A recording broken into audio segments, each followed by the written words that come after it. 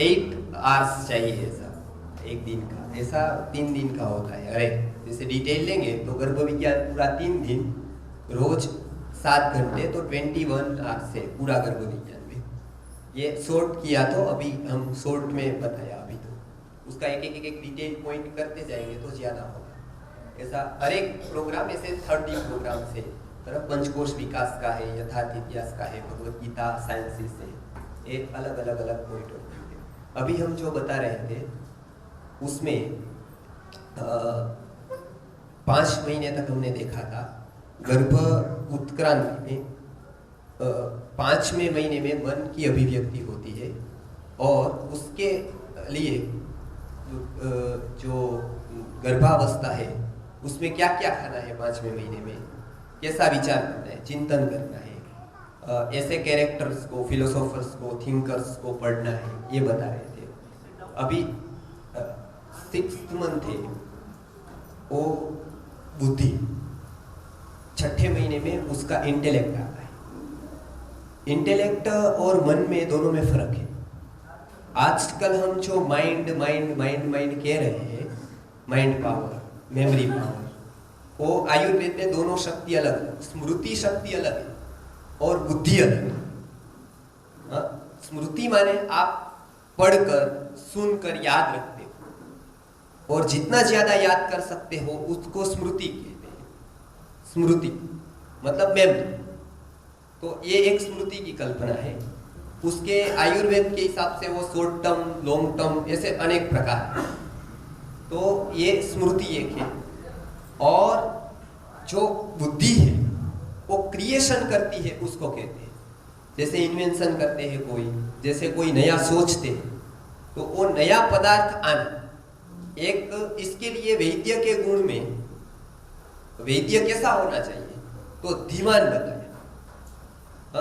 तो वो बुद्धिमान होना चाहिए। वो किसी का तो पढ़ लेगा, वो पेपर भी लिख देगा, उसको गोल्ड मेडल भी मिल जाएगा, लेकिन वो सब पढ़ा हुआ इधर नहीं आएगा ना। उधर डिसीज जो नहीं पढ़ाया है वो डिसीज इधर आएगा। अभी किसी को इन्फेक्शन है, तो अभी मानो कि कोई इन्फेक्शन हुआ और अभी कोई एक डिसीज निकल गया, वो पढ़ते के टाइम पर तो था नहीं, उसका तो प्रैक्टिकल नहीं किया होगा। तो उसके कारण अभी का डिसीज का ट्रीटमेंट कैसे करनी है, तो वो तो कैसे वहां पड़ा होगा, क्योंकि डिसीज ही अभी आया। तो उसको क्या चाहिए कि वो किस दोष से हुआ होगा, किस वातावरण से हुआ होगा, उसके कारण क्या होंगे, और वो कारण दूर करने के लिए मैं इसके सिमिलर क्या क्या उपाय कर सकता हूँ। तो हर एक काल में रोग के नाम, नए नए डिसीज के नाम आते जाएंगे, लेकिन वो होंगे त्रिदोष से ही। वो आयुर्वेद का सिद्धांत जो है वो फॉरएवर है। इसलिए चरक सूत्र में क्या बताया, आयुर्वेदो अमृतान, न मरने वाले जितने भी शास्त्र है जो किसी ना किसी रूप में टिके रहे।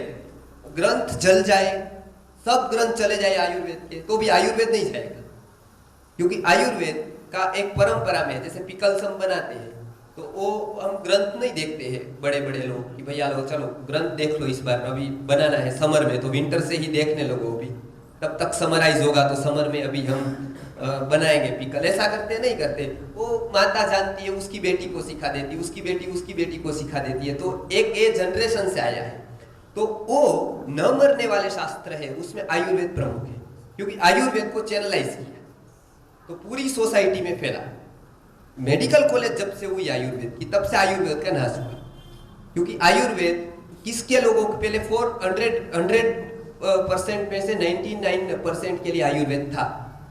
अभी कॉलेज हुई तो क्या हुआ, सेंट्रलाइजेशन हुआ। जो चैनलाइज आयुर्वेद था तो उसका सेंट्रलाइजेशन कर दिया कि आपको आयुर्वेद सीखना है तो प्रोफेसर इधर से गया, जो जानता था वो सोसाइटी में प्रवचन, तद्वित संभाषा, ऐसा सेमिनार, वर्कशॉप होते रहते थे। वर्कशॉप और सेमिनार से क्या फायदा है, अभी मैं वो बताता हूँ क्या है। खास करके चरक मुनि ने बताया, जब स्मृति होती वो अलग होती है, कि वो मेमोरी सुनकर याद रखना, उसको स्मृति कहते हैं। मतलब वो मेमोरी वो तो जरूरी है ही, जितना वो पावरफुल होगा उतना हम सक्सेस ज्यादा होंगे। बच्चों का भी जितना मेमोरी पावरफुल होगा उतना वो सक्सेस ज्यादा। और जरूरी क्या है, बुद्धि जरूरी है। बुद्धि क्या होती है कि वो क्रिएशन करती है, नया सोचती है। नया विकल्प, जो जो लोग नया नया वैज्ञानिक है, क्रिएटर है, क्रिएशन करते हैं, वो सबके पास बुद्धि होती है, उनका अपना कुछ होता है, सर्जन होता है। हाँ, वो बुद्धि मनुष्य में है। और वो कैसे बढ़ती है? तो चरक मुनि ने बताया, तद्वित संभाषा बुद्धिवर्धनाना। तद्वित संभाषा मतलब सेमिनार, वर्कशॉप, अनेक विचारकों को मिलना, ये बुद्धि बढ़ाने में श्रेष्ठ है। ऐसे अनेक पॉइंट ऑफ व्यू से हम चिंतन कर सकते हैं, केवल एक पॉइंट नहीं रहता है। हम अनेक एंगल से एक वस्तु को देख सकते थे कि आज तक हम ऐसे देखते थे, आज अब ये भी मिला तो ऐसे भी देख सकते हैं वस्तु को। आज तक हम केवल ये पॉइंट से ही उसका गुण दोष जानते थे, आज ये भी पॉइंट से हम जान पाएंगे। तो वो अनेक पॉइंट ऑफ व्यू से एक ही वस्तु को देखना, वो कैसे संभव है? बुद्धि बढ़े तो। इसके लिए एकांग किसी को नहीं है। जैसे फायदा है तो केवल वस्तु का फायदा नहीं होता है, उसका कुछ नुकसान भी होता है, लेकिन नुकसान होने पर केवल उसको छोड़ना ऐसा अर्थ नहीं है। नुकसान होते हुए भी उसको कब स्वीकार करना, कैसे लेना, उसका औषधीय उपयोग क्या है, वो सब करके लेना है उसको। तो छठे महीने में ये बालक की बुद्धि होती है, वो विकसित होती है, बुद्धि अभिव्यक्त होती है। तो माता जो होती है उसका स्वभाव थोड़ा चेंज होता है उस टाइम, छठे महीने में। वो टाइम उसको एकांत प्यार अच्छा लगने लगता है, वो ज्यादा भागती है लोकांत से, मतलब जो प्रोग्राम नहीं अच्छे लगते, उसको आवाज सुने तो हेडेक होता है, उसको आवाज अच्छी नहीं लगती है, उसको प्रोग्राम्स में गए तो फिर आने का मन हो जाता है, उसको एक जगह बैठकर सब ये करने का मन होता है, इसके लिए वो बैठकर भी टीवी देखती है कुछ भी, लेकिन उसका टेंडेंसी है वो बैठने का। क्यों? क्योंकि उसका बुद्धि है, वो चिंतनात्मक स्वभाव उस समय थोड़ा बुद्धि अभिव्यक्त होने से थोड़ा बहुत चेंज उसमें आता है कि उसकी भी इसी एक्टिविटी हो जाती है, जिसे हम ऑब्जर्व करें तो उस टाइम ऑब्जर्वेशन का स्वभाव हो जाता है थोड़ा।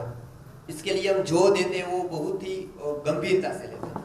इसके लिए हमारे यहाँ मना किया कि वो टाइम उसको डांटो नहीं, उसको कुछ भी उसको गलत नहीं बोलो, उसको मानो कि क्रिटिसाइज किया या कुछ बोल दिया तो वो टाइम उसको शौक ज्यादा होता है। इसके लिए हमारे यहाँ जो सीमंतोन्नयन संस्कार था, मतलब जो उसको गोद भरना बोलते हैं उसको, वो 6-7 महीने में आता है सब जगह पर। वो आता है तो उस समय क्या होता है, बहुत आनंद होता है, उत्सव करते हैं, वो समय उसी को फोकस करते हैं। वो टाइम वो महारानी जैसा होता है, समझ गए ना? वो जानबूझ कर, क्योंकि उसी को फोकस करना है, उसका ही चलता है। वो बताते थे पहले कि उसको कुछ गलत लगे ऐसा नहीं करना। वो सभी लोगों को भोजन कराना है, सबको मिलना है। तो कम से कम क्या होता है पता है, घर का जो वातावरण है ना वो थोड़े दिन तैयारी में जाता है, बराबर। तो कम से कम कोई वस्तु भी बन गई तो झगड़ा नहीं करते हो। और उत्सव में लोग आते जाते रहते हैं, तो कोई आया तो आप झगड़ा नहीं करते, मेंटली ऐसा होता है। हमारे घर पे कोई आ गया तो सास को डांटना है तो डांटेगी नहीं, वो थोड़ा वो हो जाएगी ना, ब्रेक लगेगी। और क्रोध का ऐसा है कि थोड़े दिन आप थोड़ा पोस्टपोन किया कि वो आता नहीं बात। तो आप किसी पर भी कुछ भी बोलना है तो हमारे शास्त्रों में बताया कि पोस्टपोन करो। आपको कितना भी वो लिखने का मन हो ना, किसको मैं गाली दे दूं या ऐसा बोल दूं, आज ऐसा किया, क्योंकि वो क्रोध होता है तो आप होश में नहीं होते। क्रोध आते ही हम होश खो जाता है। अब आप केवल इतना कर दो कि मैं शाम को लिखूंगा उसको, फिर शाम आते आते आपका आधा हो जाएगा, फिर आपको ही लगेगा कि अच्छा हुआ मैंने नहीं लिखा, ऐसा वो गलत हो जाता है। फिर बोलना सुबह अब लिखूंगा तो अच्छा है। सुबह आते आते ऐसा होगा कि नहीं अभी ये तो बिल्कुल गलत था, 75% गलत था, 25% ठीक है। अब धीरे धीरे 3-4 दिन जाएंगे ना तो आप अलग पॉइंट ऑफ व्यू में आएंगे तो वो छोड़ देंगे, क्रोध ही चला जाएगा। तो उस समय वातावरण ऐसा रखना, उत्सव का रखना, इसके लिए ही आया था। अभी तो होटल ही रख देते हैं, तो उधर ही सब लोग सुबह गए तो शाम को आ जाते वापस, सब सेरेमनी करके। लेकिन उसके पीछे का जो साइंस था हो गया, क्योंकि घर पे तैयारी है, इसके लिए टाइम जाता है। वो टाइम पे कम से कम बिजी रहते हैं, क्योंकि कोई कोई क्रोध ऐसा होता है जो खाली होते हैं ना तो आता है। अब ज्यादातर झगड़े घर पे होते हैं क्योंकि सब खाली है, आज सबको काम ही नहीं है। तो एम्प्टी माइंड जो होता है वो तो हम बताते हैं ना कि डेविल्स वर्कशॉप है वो। तो वो पूरा का पूरा क्रिए नया नया अब क्या करें, तो पड़ोसन आ जाती है, वो बोलती है कि अच्छा आपके सास ये नहीं करते हैं, अच्छा आपकी बहू ये नहीं करती है, अभी तो ये करना चाहिए। तो उसके मन में वायरस डाल देते हैं। पहले एक मंत्रा ही थी राम राज्य में, एक ही मंत्रा थी ना, अभी डिसेंट्रलाइज हो गई मंत्रा, तो हर एक घर में है अभी, पहले सेंट्रलाइज थी कम से कम राम राज्य में। तो ये इसके पीछे एक साइकोलॉजी है कि छठे महीने में बुद्धि अभिव्यक्त होती है, तो क्या करें। तो करने का सबसे अच्छा ये है कि तद्वित संभाषा, ऐसे वर्कशॉप सेमिनार इसमें जाए, बुद्धि बढ़ाने वाली जो वस्तु है, जैसे किसी के ऊपर थिंकिंग करना, अपना व्यू देखना कि इस जगह में होती तो क्या होता, इस जगह में कैसा चाहती हूँ, किसी भी बात का थिंकिंग करके के बाद कंक्लूजन पर आना, उसका बुद्धि का, इसके लिए मैथमेटिक्स का सोल्व करना, लॉजिक का कुछ बातें सोल्व करना, लॉजिक हो ऐसे ग्रंथ पढ़ना जिसके बुद्धि का यूज होता है। खास करके एक बुद्धि का ये यूज होता है ऐसी करना जिसको सर्जनात्मक बुद्धि कहते हैं, उसका विकृति होती है। इसके लिए आपको डिटेक्टिव स्टोरी पढ़ने का भी माइंड होता है, वो बिल्कुल नहीं पढ़ना। डिटेक्टिव स्टोरी ये बहुत खतरनाक बात है। तो वो अभी जो ट्रेंड चला है, अभी आप टेलीविजन देखेंगे तो 80% स्टोरी ऐसी ही आती है, डिटेक्टिव आती है, और डिटेक्टिव को टीआरपी का रेशियो ज्यादा मिलता है, ज्यादा लोग देखते हैं, तो वो तो दिखाते हैं। उनको तो ये नहीं है ना, रुचि तो नहीं है कि भाई आपको नहीं देखना है, देखना है लेकिन आपके लिए अच्छा नहीं है तो नहीं, उनको तो जो आप चाहेंगे वो दिखाएंगे, आपके लिए वो जहर है, अमृत है, जो भी है, लेकिन वो दिखाएंगे। तो इसके लिए वो दिखाते हैं। उससे क्या होता है, बहुत घर के बच्चे हमने देखे हैं कि वो हम जाते हैं ना तो वो ऐसे देखते रहते हैं, हम निकलते हैं ऐसे जाते हैं तो देखते रहते हैं। तो हमने पूछा उनको कि ये ऐसा क्यों ऐसे देखते हैं, वो बोले कुछ नहीं, वो क्या होता है कि वो आप जो आते हैं ना तो वो स्टोरी जब से वो सीरियल देखता है तब को उसको आदत लग गई है कि कुछ ले तो नहीं जा रहे हैं लोग, मतलब सीरियल में क्या दिखाते हैं कि एक आया कोई, उसके घर के टेबल के ऊपर बैठकर धीरे धीरे बातें की, ये किया, वो चाय लेने को गया तो इधर एक पत्ता पड़ा था जिसमें कुछ लव लेटर लिखा था या कुछ भी लिखा था उसका, वो ले लिया उसने, लेकर उसने जेब में अंदर पॉकेट में डाल दिया, फिर वो चाय पिया और गया। हमको पता नहीं, हमको लगा कि ये इजी है, ये तो हर एक डिटेक्टिव सीरियल आती है स्टोरी, इसमें ये बताया जाता है, लेकिन उसके मन में डाउट आ गया। अब क्या करेगा वो बच्चा कि वो जो व्यक्ति आएगा उसको देखता रहेगा कि ये तो कहीं चोरी नहीं करता है, क्योंकि सीरियल में ये देखा है उसने, तो ये पकड़ लिया। तो धीरे धीरे जहां से संशयात्मा विनश्यति, ऐसा भगवत गीता में बताया, जो डाउट से हमको पर होना है, श्रद्धा, कोई भी ज्ञान की शुरुआत करनी है तो आपको श्रद्धा रखनी होती है। आपका फील्ड है या नहीं है वो दूसरी बात है, लेकिन नए फील्ड में जाना है तो श्रद्धा से चालू करना पड़ेगा, नहीं तो आप कोई भी ज्ञान नहीं ले सकते। किसी भी ज्ञान में पहले श्रद्धा चाहिए। इसके लिए भगवत गीता में बताया कि क्या चाहिए, तो सबसे पहला चाहिए तद्विद्धि प्रणिपातेन परिप्रश्नेन सेवया। यदि 3 गुण है, तद्विद्धि प्रणिपातेन, नम्रता है, माने झुकने की आदत है, पहले स्वीकार करना है मुझे नहीं आता है, वो सबसे अच्छा सीखने का तरीका है, मुझे भी नहीं जानता इसके विषय में, बराबर। तो परिप्रश्न करना है, माने कि अपने बुद्धि को चलाकर प्रश्न पूछने हैं, और सेवा तीसरी। तो इसी तरह से बच्चों में भी ये आए, इसके लिए 6th मंथ में बताया कि परिप्रश्न की जो बुद्धि आती है वो इस समय ये होता है। तो बहनों को इस समय खास करके ऐसी स्टोरी नहीं पढ़ने की, ये डिटेक्टिव है, जो डाउट क्रिएट करती है, जो अलग सा करती है, ऐसा डिटेक्टिव माइंड का करती है, वो नहीं करनी है। इधर क्या करना है, अच्छी बुद्धि, पॉजिटिवली बढ़े, परिप्रश्न बढ़े, आत्मा की जिज्ञासा बढ़े, इस तरह का परिप्रश्न, इस तरह का थिंकिंग। किसी के ऊपर एक सोचा कि इसको लॉजिकली कैसे ले सकते हैं, लॉजिक लगाया, अच्छा लॉजिक का पुस्तक पढ़ा, लॉजिक का, खास करके तर्कशास्त्र कहते हैं, पहले के जमाने में न्याय दर्शन था तो उसका भी वो समय पढ़ते थे, हम पढ़ाते हैं अभी छठे में, थोड़ा थोड़ा उसको सोचो ऐसा करके थिंकिंग करने की आदत आती है, तो वो बुद्धि का विकास होता है।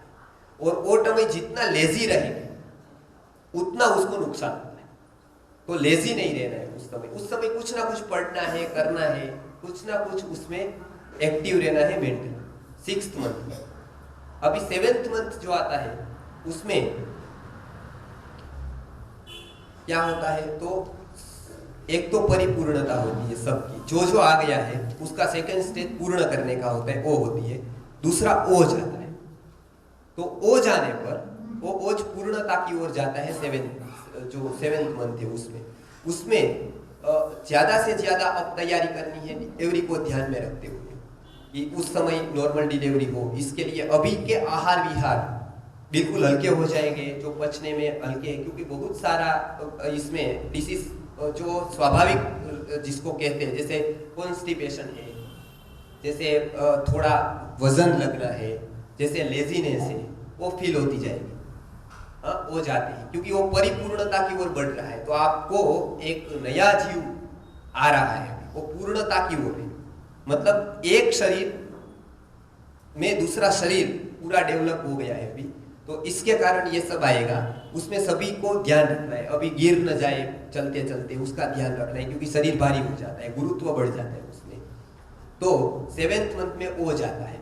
ओज आयुर्वेद के मत से पूरे शरीर में है, और वो पानी की जैसी 3 अवस्था है। पानी पता है ना, उसका एक रूप बर्फ है, आइस, और एक रूप ये बाष्प है, बराबर ना, स्टीम जिसको कहते हैं। आयुर्वेद के मत से रज और वीर्य, वो दोनों धातुएं हैं, 7वीं धातु, 7 धातु है आयुर्वेद के मत से। अभी वीर्य का जो स्टीम है, मतलब ऊर्ध्वीकरण है, जो ऊपर वाला फॉर्म है पूरे शरीर में इनबिल्ड, वो ओज है। वो ओज जितना रहेगा उसके शरीर में, वो उनका immune power, resistance power, mind power, वो सभी को इफेक्ट करेगा, उतना स्ट्रॉन्ग रहेगा वो। वीर्य का जो होता है, इसके लिए हमारे यहाँ बताया कि वीर्य यदि नीचे जाएगा तो प्रजा को उत्पन्न करेगा। सीमेन जो है वो नीचे जाएगा तो प्रजा को उत्पन्न करेगा। यदि उसको ऊपर उठाया जाए, ऊर्जा में परिवर्तन किया जाए, तो वो प्रतिभा के फूल खिलेंगे, तो ऋषि का जन्म होगा। यदि वही वीर्य ऊपर गया तो ऋषि को जन्म देगा, और यदि वो नीचे गया तो प्रजा को जन्म देगा। तो ऊपर गया तो क्वालिटी जन्मेगी, नीचे गया तो क्वांटिटी आएगी। तो ऊर्ध्वरेता उसको कहते हैं, संस्कृत में आप पढ़ेंगे तो ऊर्ध्वरेता। ऊर्ध्वरेता मतलब पहले के काल में ऐसे प्रयोग थे कि उसको संरक्षण करके ब्रह्मचर्य आश्रम में पहले 25 साल तक उसका वीर्य का संरक्षण करके ऐसी प्रक्रिया कराते थे कि वो ऊपर जाए, और ऐसी औषधि है कि इसका जो ऊर्ध्वीकरण है, इसका ट्रांसफॉर्मेशन है, वो ओज में हो जाए। तो स्वाभाविकतया वो ओज 7वें महीने में कुदरती नेचुरली आ जाता है बच्चों में। उसका अभिव्यक्ति बाद में होगी, बच्चा जब बड़ा होगा तब होगी, लेकिन ओज आ जाएगा कब से आ जाएगा वो 7 में। और हर एक धातु उसकी है ही, मतलब वीर्य भी है, हड्डी भी है, मांस भी है, मज्जा भी है, सप्त धातु परिपूर्ण है वो। ओज जो होता है वो पूर्ण धातु को करता है, जैसे अस्थि को भी पूर्ण करता है। वो जिसकी ओज स्ट्रॉन्ग रहेगा उसकी सब धातुएं स्ट्रॉन्ग रहेगी, लेकिन ओज जिसका स्ट्रॉन्ग नहीं है, इसकी इम्यूनिटी पावर स्ट्रॉन्ग नहीं रहेगी। इसके लिए आज का जो एड्स आया है डिसीज, उसको आयुर्वेद के काल में धातु क्षय या ओजक्षय कहते हैं। उसका आयुर्वेद का नाम उस समय नाम क्या था, ओजक्षय या धातु क्षय। ये दोनों डिसीज थे, वो आज का एड्स है। और उसमें केमल जो होता है, केमल पता है ना, राजस्थान में जो होता है, उसका मूत्र लेना है, उसका मल का प्रयोग करना है, वो डिसीज को ये बताया गया था। ओजक्षय में, धातु क्षय में बहुत सारा उसके प्रमाण मिलते हैं। उसका मल का मूत्र का उपयोग ओजक्षय में करना है, इसमें करना है। ऐसे अनेक प्राणियों के अंग मल मूत्र का उपयोग, दूध का उपयोग, केमल का दूध का उपयोग करना है, इसमें बताया है। वो ज्यादा ऐसे डिसीज के लिए काम का है। अभी 7वें महीने में ओज आता है, तो ओज को परिपूर्ण करने के लिए आहार विहार को ठीक अभी बहुत फोकस करना है।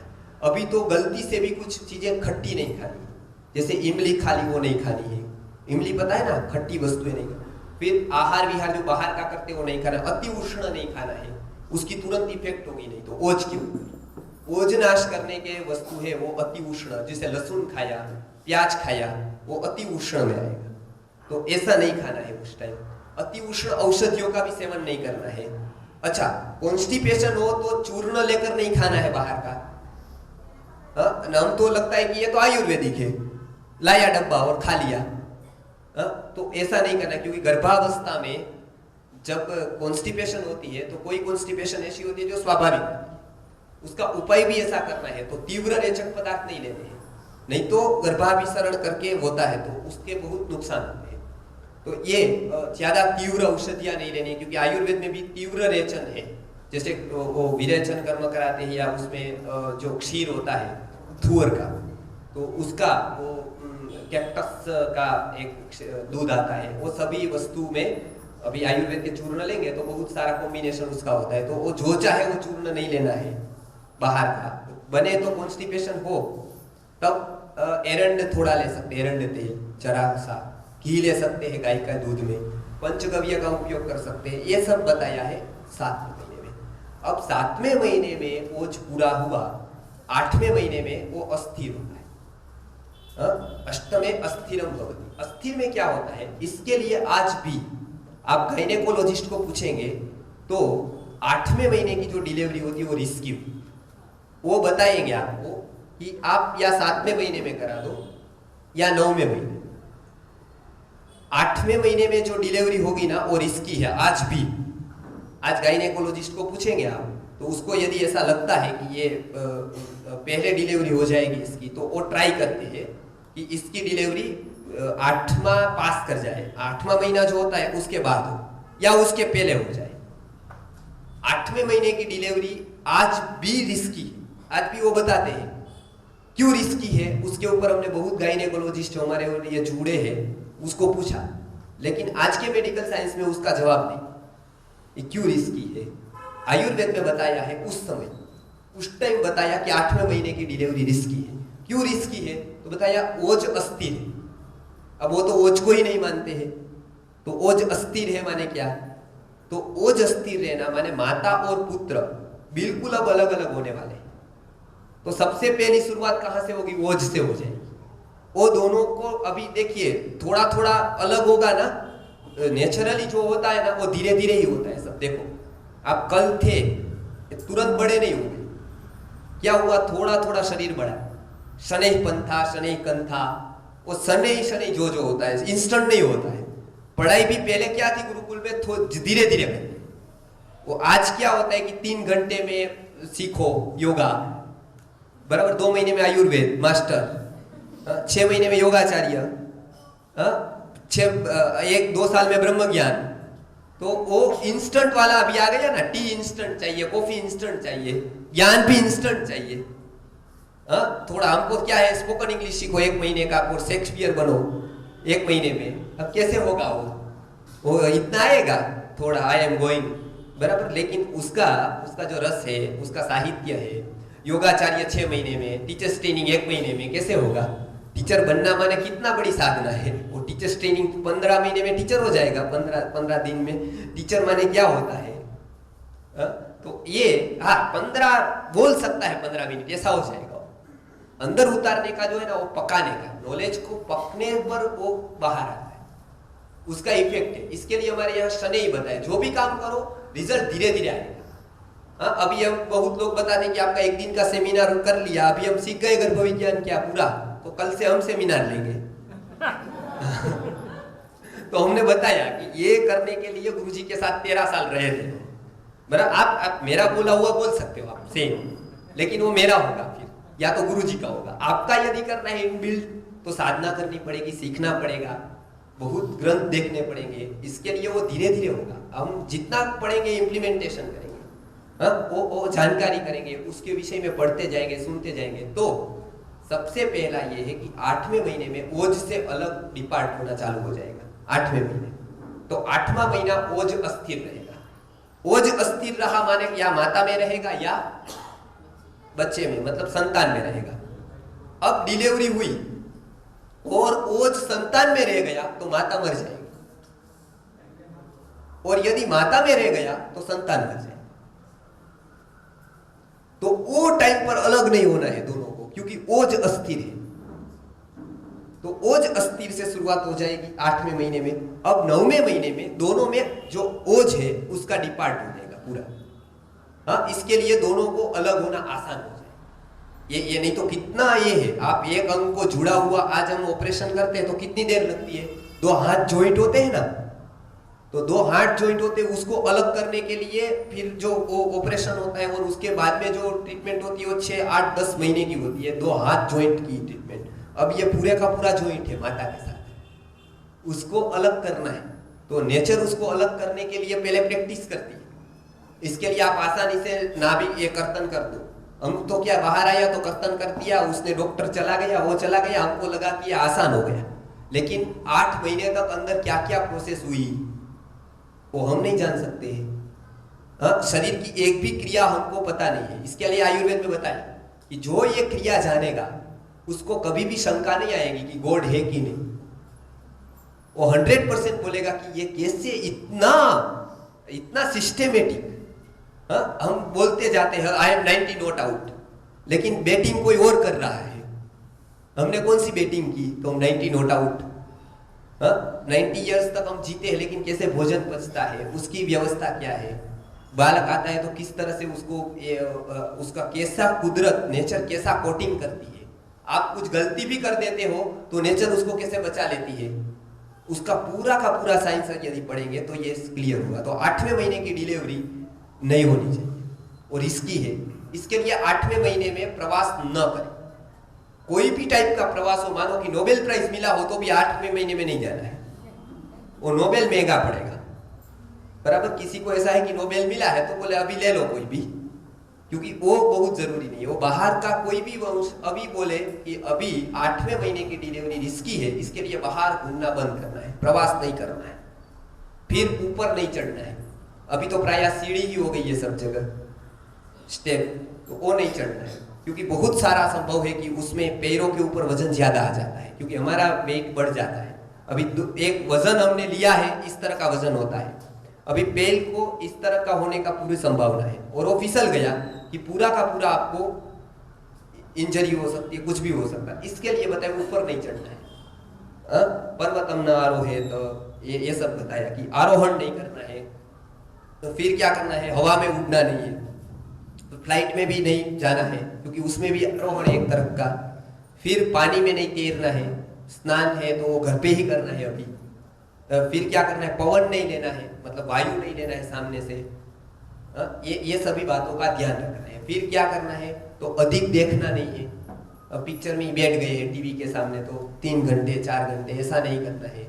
बीच बीच में आराम है, पढ़ने में भी बीच बीच में आराम लेना है। तो ये सभी बताया 8वें महीने की चर्या में। 8वें महीने में ये सब करना है। फिर क्या करना है, तो सन नहीं देखना है, मतलब सन के सामने नहीं देखना है। उस टाइम सन का जो रेस आता है वो सामने से नहीं देखना है। हमेशा सूर्य नमस्कार करते हैं उतनी देर तक सूर्य के